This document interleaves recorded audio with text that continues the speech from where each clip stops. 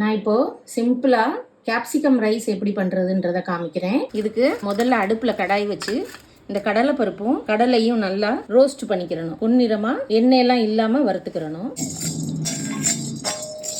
இப்போ வறுத்தாச்சு. இதை நல்லா ஆற வச்சுடலாம். ஆற வச்சுட்டு மிக்சியில நைஸா பொடி பண்ணி எடுத்துக்கலாம். இப்போ 3 ஸ்பூன் ஆயில் விட்டுக்கலாம்.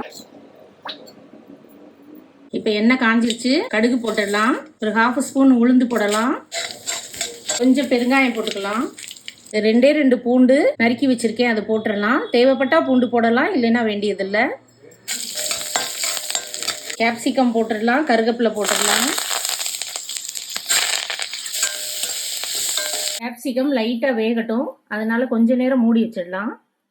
கொஞ்சம் மஞ்சள் பொடி போட்டுக்கலாம். லைட்டாக மிளகா பொடி போட்டுக்கலாம். கொஞ்சம் கரம் மசாலா போட்டுக்கலாம். மல்லிப்பொடி போட்டுக்கலாம். கொஞ்சமாக 1/2 ஸ்பூன் அளவு கூட குறைச்சிக்கிறங்க மிளகு ஜீரக பவுடர் போட்டுக்கலாம். டேஸ்ட்டுக்கு தகுந்த மாதிரி உப்பு போட்டுக்கலாம். இப்போ மிக்சியில் நம்ம அரைச்சி வச்சிருக்கோம் இல்லையா, இந்த பவுடரை கொஞ்சம் போடலாம். இப்போ நல்லா உதிரியா பாஸ்மதி ரைஸ் வடிச்சு வச்சிருக்கேன், இதை போட்டுடலாம். அடுப்பை சிம்ல வச்சு நல்லா கிண்டி விட்டுக்கலாம். மிக்ஸ் பண்ணிடுங்க.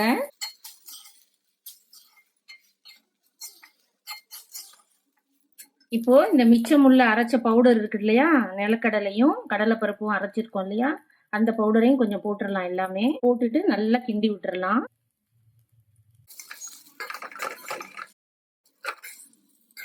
That's it. Capsicum rice ready ஆயிடுச்சு. இப்போ சர்வ் பண்ணிடலாம். பாருங்க, சுட சுட கேப்சிகம் ரைஸ் ரெடி ஆயிடுத்து. இந்த மாதிரி நீங்க ட்ரை பண்ணி பாருங்க. எப்படி இருக்குன்னு சொல்லுங்க, கமெண்ட்ல சொல்லுங்க. இதுக்கு நீங்க ஆனியன் ராய்த்தா போட்டு தொட்டு சாப்பிட்டா ரொம்ப டேஸ்டா இருக்கும். அப்படி இல்லைன்னா ஒரு தேங்காய் சட்னி போருங்க, செம்ம டேஸ்டா இருக்கும். இதோட தொட்டு சாப்பிட்டா காம்பினேஷன். நீங்களும் ட்ரை பண்ணி பாருங்க. தேங்க்ஸ் ஃபார் வாட்சிங்.